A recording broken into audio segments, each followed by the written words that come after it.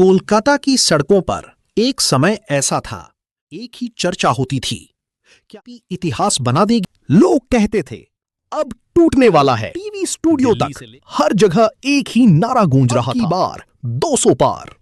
लेकिन फिर ऐसा हुआ जिसने भारतीय राजनीति के सबसे बड़े चुनावी अभियानों बीजेपी जो की तरह बढ़ रही थी, वही पार्टी कुछ ही सालों में लड़खड़ाती हुई। आखिर ऐसा क्या हुआ कि नरेंद्र मोदी, अमित शाह और पूरी बीजेपी मशीनरी की जूद ममता बनर्जी ने बंगाल में अपना दबदबा कायम रखा? सिर्फ क्या था, या फिर बंगाल की मिट्टी में छिपी एक ऐसी राजनीतिक लड़ाई कभी पूरी तरह समझ ही नहीं पाई? ये कहानी है ममता बीजेपी की, एक ऐसी जंग जिसमें सत्ता, रणनीति, धर्म, भावनाएं और बंगाल की पहचान सब कुछ दांव पर लगा था। साल 11 पश्चिम बंगाल में 34 साल पुराना लेफ्ट फ्रंट का शासन और इस बदलाव की सबसे बड़ी चेहरा थी ममता बनर्जी। सफेद साड़ी और आक्रामक राजनीति। ममता खुद को बंगाल की बेटी कहती थी और नंदीग्राम आंदोलन ने उन्हें गरीबों की नेता बना दिया था। उस वक्त बीजेपी बंगाल 2011 विधानसभा चुनाव में बीजेपी सिर्फ कुछ सीटों तक सीमित थी, कांग्रेस और थी। लेकिन फिर 2014 आया।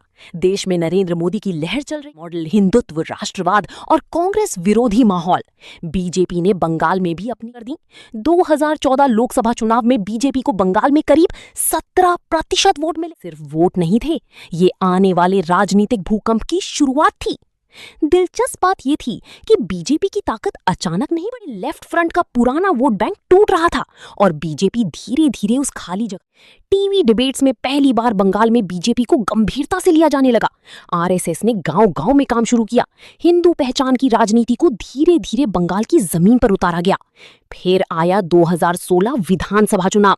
सबको लगा बीजेपी बड़ा धमाका करेगी। बनर्जी ने भारी जीत दर्ज कर ली। उस वक्त ऐसा लगा जैसे बीजेपी की रफ्तार रुक गई हो। लेकिन असली खेल अभी शुरू हुआ था। 2018 और 2019 के बीच बंगाल की राजनीति पूरी तरह बदलने लगी। रामनवमी जुलूस, जय श्री राम के नारे, राजनीतिक हिंसा पहले से ज्यादा तनावपूर्ण हो गया। बीजेपी ने बंगाल में एक नया नैरेटिव बनाया। ममता बनर्जी मुस्लिम तुष्टीकरण कर रही हैं। दूसरी तरफ ममता लगातार बीजेपी पर हमला कर रही थी। उन्होंने नरेंद्र मोदी और अमित शाह को खुली चुनौती देना शुरू की। विश्लेषकों का मानना है कि यहीं से बीजेपी को असली स्पेस मिला, क्योंकि ममता ने बीजेपी को अपना मुख्य दुश्मन बनाकर उसे बंगाल की मुख्य विपक्षी ताकत बना दिया। फिर आया 2019 लोकसभा चुनाव और पूरे देश को चौंका दिया। बीजेपी ने बंगाल में 18 सीटें जीत लीं, जबकि तृणमूल कांग्रेस सिर्फ 22 सीटों पर सिमट गई। ये सिर्फ चुनावी जीत नहीं थी, ये संदेश था कि बीजेपी अब बंगाल में सरकार बनाने का सपना देख रही है। अमित शाह लगातार बंगाल दौरे करने लगे। नरेंद्र मोदी की रैलियों में भारी भीड़ उमड़ने लगी। टीवी चैनलों ने कहना शुरू कर दिया, बंगाल अगला गुजरात बनने वाला है। लेकिन उसी समय ममता बनर्जी भी चुप नहीं बैठी। उन्होंने अपनी राजनीति अब वो सिर्फ मुख्यमंत्री नहीं थी, वो खुद को बंगाल की पहचान के रूप में पेश करने लगी। बंगाल को बाहरी लोग नहीं चलाएंगे, ये लाइन धीरे धीरे जनता के दिमाग में बैठने लगी। बीजेपी ने हिंदुत्व का कार्ड खेला, लेकिन ममता ने बंगाली अस्मिता का कार्ड खेलाया। 2021 विधानसभा चुनाव भारतीय राजनीति के सबसे हाई वोल्टेज चुनावों में से एक। प्रधानमंत्री नरेंद्र मोदी, गृह मंत्री अमित शाह, जेपी नड्डा, पूरा बीजेपी नेतृत्व बंगाल में उतर चुका था। बीजेपी के पोस्टरों पर लिखा था, इस बार 200 पार। उधर ममता बनर्जी व्हील चेयर पर चुनाव प्रचार कर रही थीं। नंदीग्राम में चोट लगने के बाद भी उनका नारा था, खेला होबे, और ये नारा बंगाल की गलियों में आग की तरह फैल गया। बीजेपी को पूरा भरोसा था कि इस बार सत्ता बदल जाएगी, क्योंकि कई बड़ी टीएमसी नेता बीजेपी में जा। सबसे बड़ा नाम था सुवेंदु अधिकारी। वही सुवेंदु अधिकारी जो कभी ममता की सबसे भरोसेमंद साथी माने जाते थे। नंदीग्राम में दोनों आमने सामने थे, गुरु बनाम शिष्य। मीडिया ने इसे प्रतिष्ठा की लड़ाई बना दिया। और फिर बीजेपी ने सीटें जरूर बढ़ाईं, लेकिन सरकार नहीं बना पाई। तृणमूल कांग्रेस ने 200 से ज्यादा सीटें जीत ली। पूरे देश में एक सवाल गूंज रहा था, आखिर बीजेपी बंगाल क्यों नहीं जीत पाई? इसके पीछे कई कारण थे।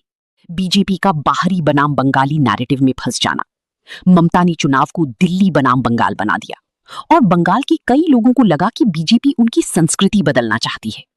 दूसरा कारण, बीजेपी का जरूरत से ज्यादा आक्रामक अभियान। शो, बड़ी बड़ी दावी और अत्यधिक आत्मविश्वास कई जगह उल्टा असर छोड़ गया। तीसरा कारण, ममता की जमीनी पकड़। गांवों में महिलाओं के बीच उनकी योजनाओं का असर था। लक्ष्मी भंडार जैसी स्कीमों ने महिलाओं को सीधे जोड़ा। विपक्ष का बिखराव। लेफ्ट और कांग्रेस लगभग खत्म हो चुकी थी। उनका वोट पूरी तरह बीजेपी को ट्रांसफर नहीं हुआ। लेकिन कहानी यहीं खत्म नहीं हुई। 2024 लोकसभा चुनाव में बीजेपी को उम्मीद थी कि वो वापसी करेगी। फिर चौंकाने वाले रहे। बीजेपी की सीटें 18 से घटकर 12 रह गईं, जबकि टीएमसी 29 सीटों तक पहुंच गई। तो क्या बीजेपी का बंगाल मिशन खत्म हो गया? शायद नहीं, क्योंकि बीजेपी अब भी बंगाल में मजबूत विपक्ष है। उत्तर बंगाल और जंगल महल जैसे इलाकों में उसका असर कायम है। लेकिन एक बात साफ हो चुकी है, सिर्फ चुनावी गणित से नहीं जीता जा सकता। यहां राजनीति भावनाओं से चलती है, पहचान से चलती है, संस्कृति से चलती है। और ममता यही समझ लिया था। उन्होंने बीजेपी को सिर्फ राजनीतिक पार्टी की तरह नहीं देखा, बल्कि एक बाहरी चुनौती की तरह पेश किया। यही उनकी सबसे बड़ी रणनीति बनी। भी जब कलकत्ता की गलियों में राजनीति की बात होती है तो लोग कहते हैं, दिल्ली ने बंगाल को जीतने की बहुत कोशिश की, लेकिन बंगाल ने हर बार अपनी अलग पहचान बचा ली। और शायद यही इस पूरी कहानी का सबसे बड़ा रहस्य है।